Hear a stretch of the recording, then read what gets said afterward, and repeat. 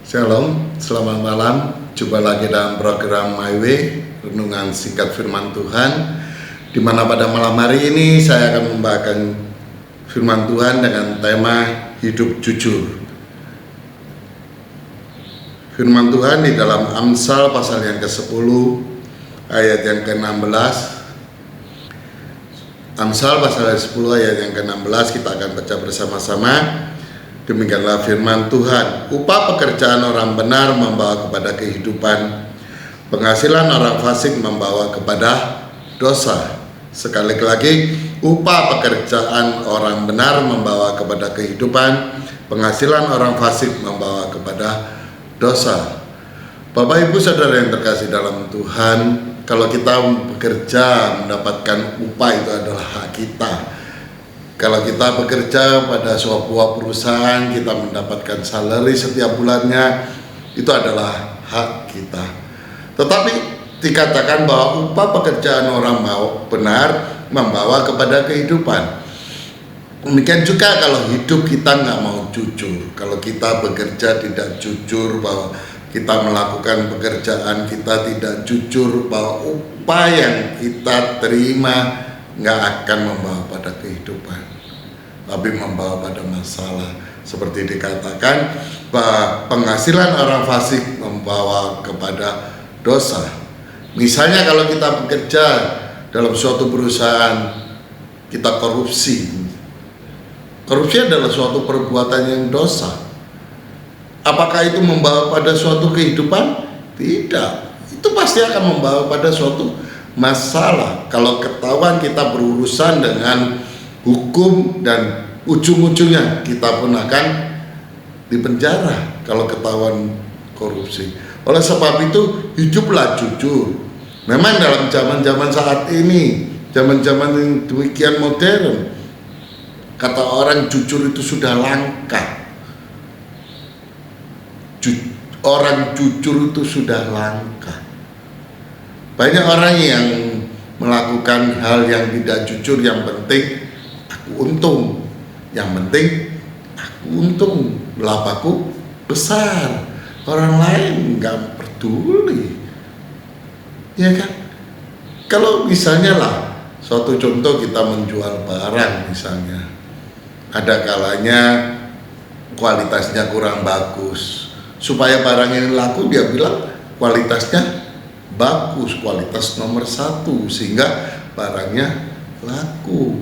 Memang hidup jujur itu nggak gampang. Untuk mendapatkan suatu kejujuran itu sangat sulit. Contoh hal-hal yang sepele aja lah, yang sering kali kita dengar OTW, on the way. Sudah dalam perjalanan, ada kala kita ditelepon oleh rekan ataupun teman kita, ada di mana sekarang Pak? OTW, tunggu sebentar, kita sebentar lagi datang. Padahal kita masih di rumah, mandi aja belum, tapi kita sudah jawabnya OTW, sudah di dalam perjalanan. Apakah itu yang disebut sebagai kejujuran?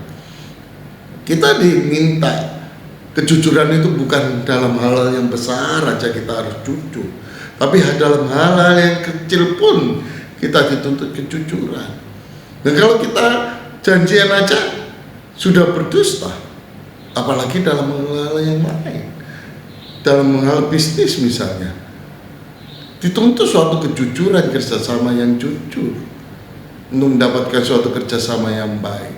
Di tempat pelayanan kita pun dituntut jujuran.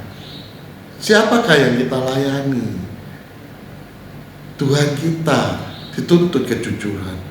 Dan kita jujur melayani Tuhan dengan motivasi yang benar, dengan segala kerendahan hati kita melayani Tuhan, dengan segenap hati kita melayani Tuhan, dengan segala kejujuran kita melayani Tuhan, bukan hanya untuk diri kita, tapi nama Tuhan sendirilah yang dipermuliakan dan diagungkan. Oleh sebab itu, untuk hidup jujur itu tidak mudah dalam kondisi yang saat seperti ini, apalagi ekonominya semakin serat, pekerjaannya semakin sulit, bahkan segala macam kata orang segala cara dilakukan untuk mendapatkan suatu penghasilan, supaya kita bisa makan, supaya kita bisa melakukan segala sesuatu, supaya bisa gaji karyawan dan segalanya, apapun itu masalah, tuntutan. Tapi semuanya dilandasi harus dengan kejujuran.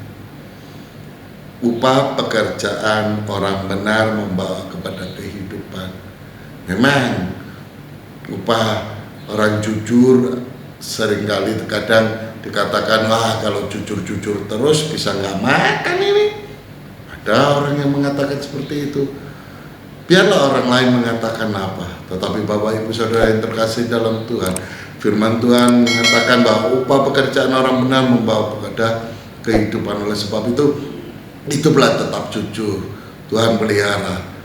Dia tidak akan pernah meninggalkan kita. Tuhan tetap akan pelihara pada orang-orang yang jujur di hadapan Tuhan. Bapak Ibu, firman Tuhan pada malam hari ini walaupun singkat, kita berdoa agar firman Tuhan ini memberkati kita semua. Amin. Tuhan Yesus memberkati.